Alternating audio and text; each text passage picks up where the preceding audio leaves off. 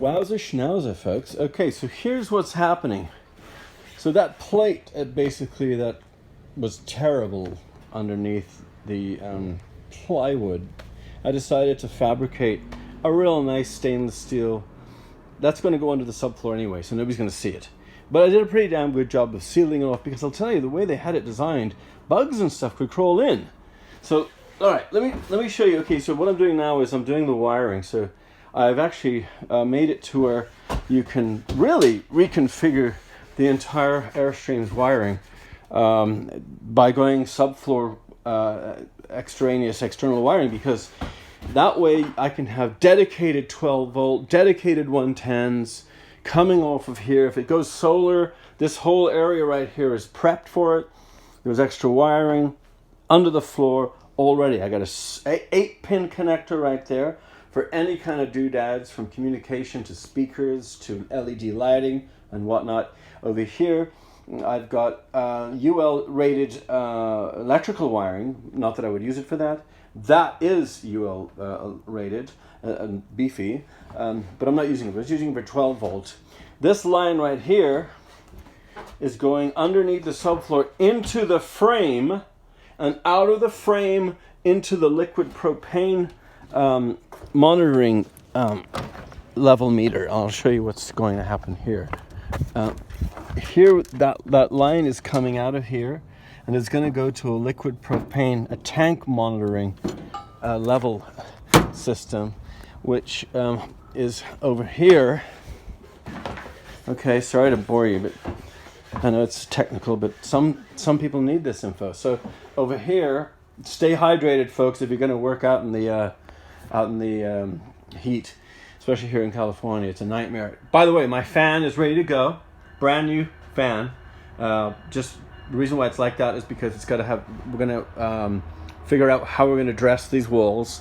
I wanted to have like a white velvet, because to be honest with you, that stainless steel look, that aluminum, is cold and cheesy, if you really want my opinion.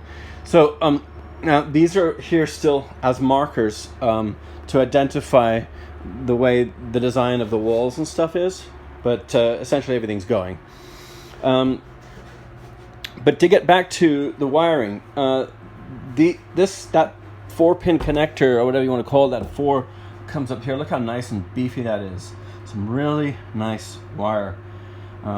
That's gonna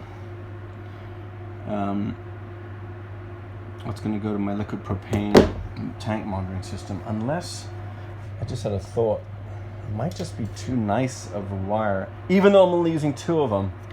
I might go a different route, but we'll see, because I can run anything off of that wire. I can run 110. So this wire is $2 a foot, guys. So look how many feet I have. I've got, honestly, I think I've probably got